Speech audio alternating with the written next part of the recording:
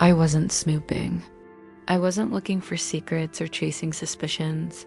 I was just trying to find a charger. That's all it was. A forgotten drawer in the guest bedroom stuck slightly, and when I yanked it open, there it was. A black leather bound notebook, small, neat, like the kind writers carry when they think they're Hemingway. I picked it up, thinking it might be old sketches or some boring work notes. Edward's an architect, always scribbling lines and buildings and margins, but as soon as I saw the handwriting inside, my heart gave a little lurch.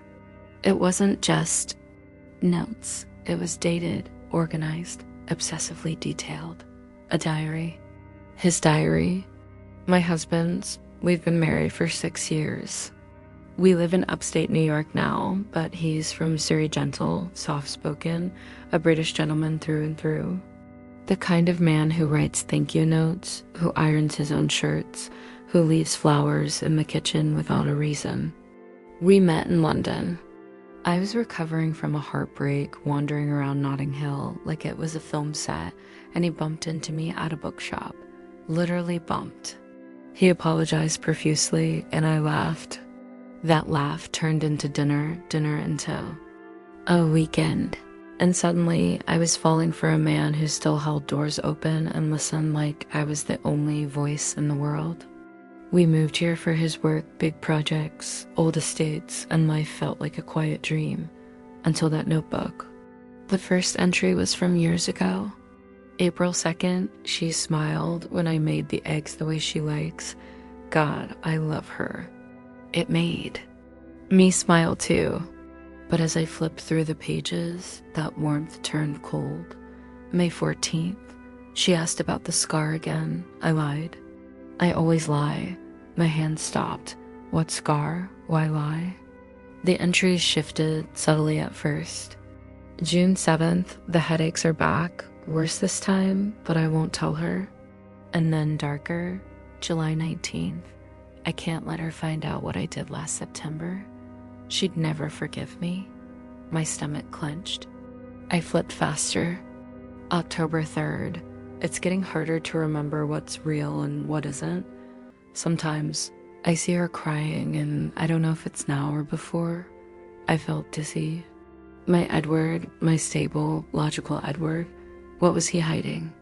What did he mean by before? But nothing prepared me for the final page. It wasn't like the others. No reflection, no detail. Just one line, written in darker ink, underlined twice. August 15th. It ends today. That's it.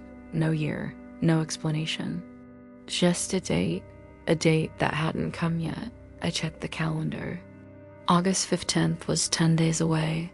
10 days. My hands shook as I closed the book. I wanted to confront him immediately, to hold it up and scream. What ends? What does this mean? But some buried instinct told me to wait, to watch. That night, he came home like always. Kissed me on the cheek, asked about my day, cooked pasta while humming softly. I stared at him across the table, wondering if he could sense that I knew something, but he smiled like always. Nothing had changed, except everything had. Over the next few days, I became a detective in my own marriage. I watched him wake up, watched him leave for work, checked his phone when he was in the shower, nothing suspicious. No strange calls, no deleted messages. Just my Edward folding socks and whistling in the garden. But then I found the pills, tucked in the back of his wardrobe, behind a box of winter scarves, not painkillers. Strong psychiatric medication, some for mood, some for memory. Prescribed over the last 2 years. I called the doctor listed on the label, pretending to be him. Has he been stable lately? The receptionist asked casually, stable, like I was married to a volcano. I didn't ask further. I couldn't. Instead, I kept reading the diary, memorizing his words, tracing his fear. The entry stopped before that last date. It was as if he had planned everything right up until the end. I asked him casually over tea if August 15th meant anything to him. His eyes flickered just for a second, then he smiled. No, should.